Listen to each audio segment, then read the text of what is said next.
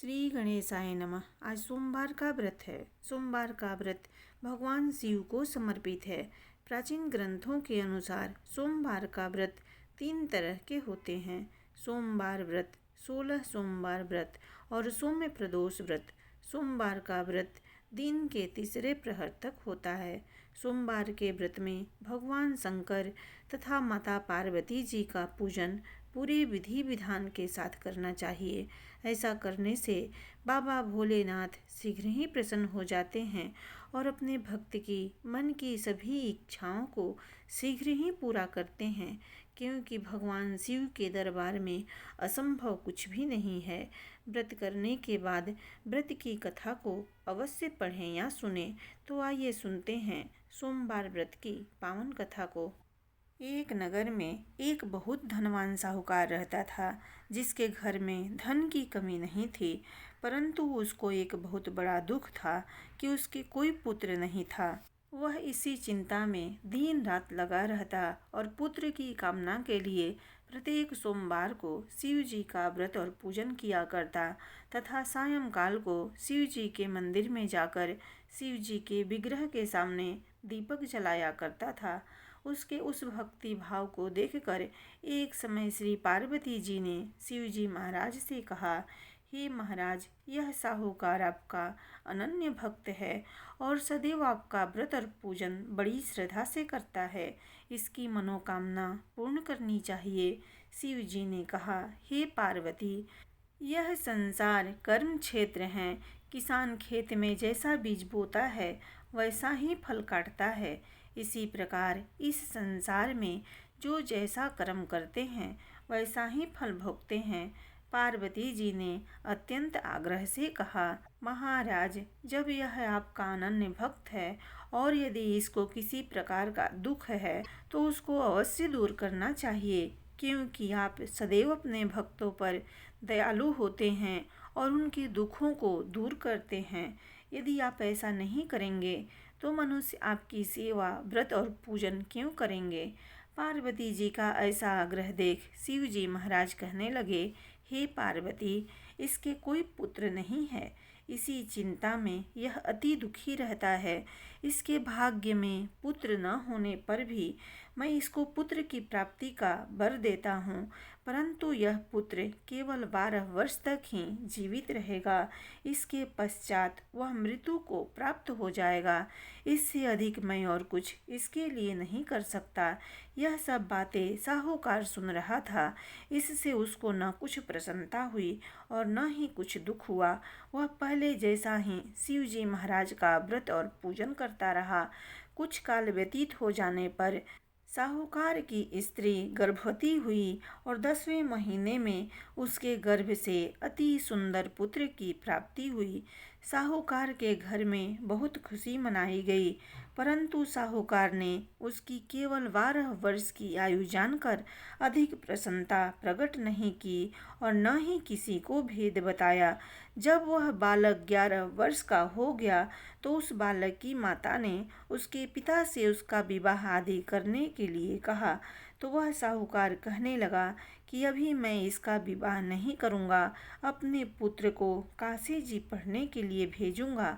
फिर साहूकार ने अपने साले अर्थात बालक के मामा को बुलाकर उसको बहुत सा धन देकर कहा, तुम इस बालक को काशी जी पढ़ने के लिए ले जाओ और रास्ते में जिस स्थान पर भी जाओ यज्ञ तथा ब्राह्मणों को भोजन कराते जाओ। वह दोनों मामा और भांजे यज्ञ करते और ब्राह्मणों को भोजन कराते जा रहे थे।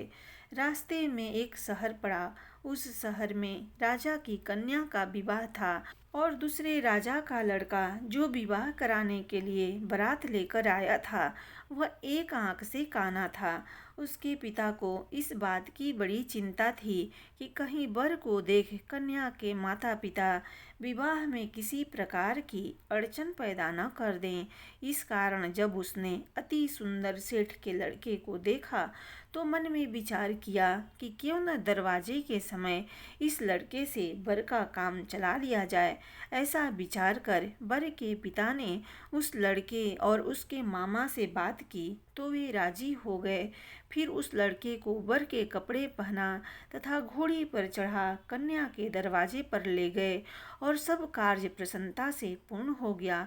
अब वर के पिता ने सोचा कि यदि विवाह कार्य भी इसी लड़के से करा लिया जाए तो क्या बुराई है। ऐसा विचार कर लड़की और उसके मामा से कहा, यदि आप फेरों का और कन्यादान के काम को भी करा दें तो आपकी बड़ी कृपा होगी और मैं इसके बदले में आपको बहुत कुछ धन दूंगा। तो उन्होंने स्वीकार कर लिया और विवाह कार्य भी बहुत अच्छी तरह से संपन्न हो गया। परंतु जिस समय लड़का जाने लगा तो उसने राजकुमारी के चुंदरी के पल्ले पर लिख दिया कि तेरा विवाह तो मेरे साथ हुआ है, परंतु जिस राजकुमार के साथ तुमको भेजेंगे वह एक आंख से काना है और मैं काशी जी पढ़ने जा रहा हूँ।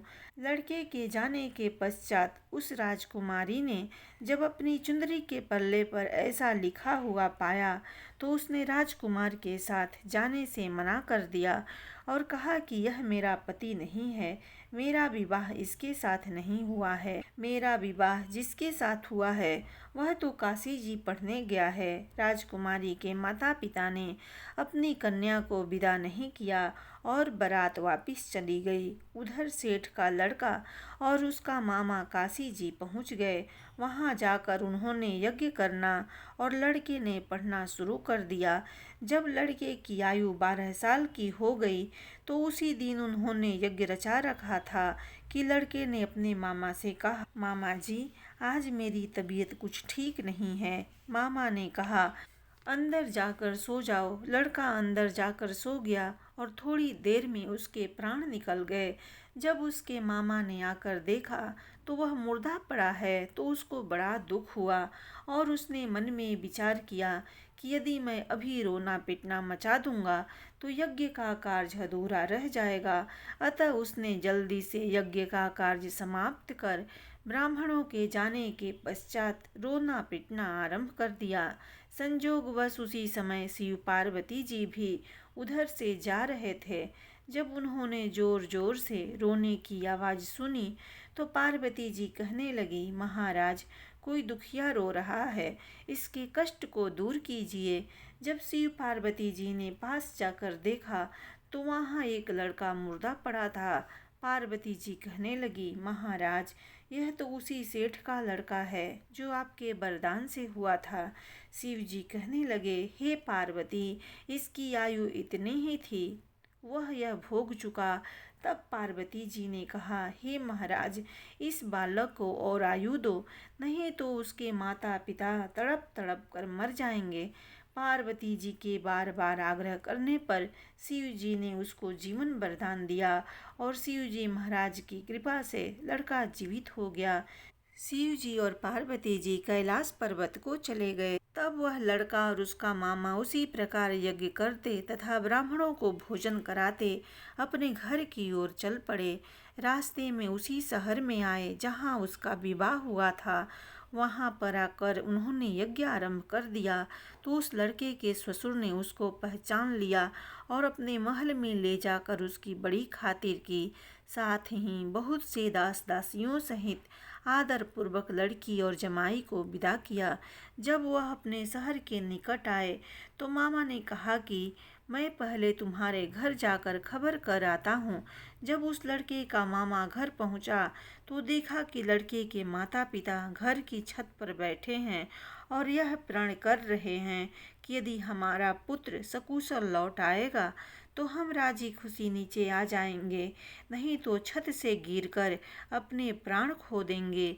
इतने में उस लड़के के मामा ने आकर यह समाचार दिया कि आपका पुत्र आ गया है, तो उनको विश्वास नहीं आया।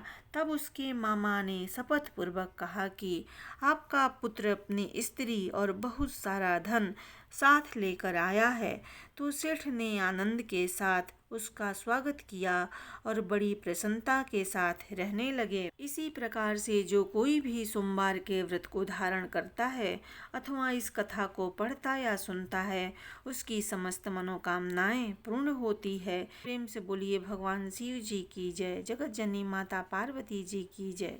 ओम जय शिव ओमकारा, स्वामी जय शिव ओमकारा, ब्रह्मा विष्णु सदा शिव अर्धांगिनी धारा। ओम जय शिव ओमकारा, एकानन चतुरानन पंचानन राजे, हंसासन गरुड़ासन वृषवाहन साजे। ओम जय शिव ओमकारा, दो भुज चार चतुर्भुज 10 भुज अति सोहे, तीनों रूप निरखता त्रिभुवन जन मोहे। ओम जय शिव ओमकारा, अक्षमाला बनमाला मुंडमाला धारी, चंदन मृग मद सोहे भाले शशिधारी। ओम जय शिव ओमकारा, श्वेतांबरे पीतांबरे बाघंबरे अंगे, सनकादिक ब्रह्मादिक भूतादिक संगे। ओम जय शिव ओमकारा, कर में मध्य कमंडल चक्र त्रिशूल धरता, जग करता जग हरता जग पालन करता। ओम जय शिव ओमकारा, ब्रह्मा विष्णु सदा शिव जानते अविवेका, प्रणवाक्षर में शोभित ये तीनों एका। ओम जय शिव ओमकारा, त्रिगुण स्वामी जी की आरती जो कोई नर गावे, कहत शिवानंद स्वामी मनवांछित फल पावे। ओम जय शिव ओमकारा, स्वामी जय शिव ओमकारा। प्रेम से बोलिए भगवान शिव जी की जय, जगत जननी माता पार्वती जी की जय।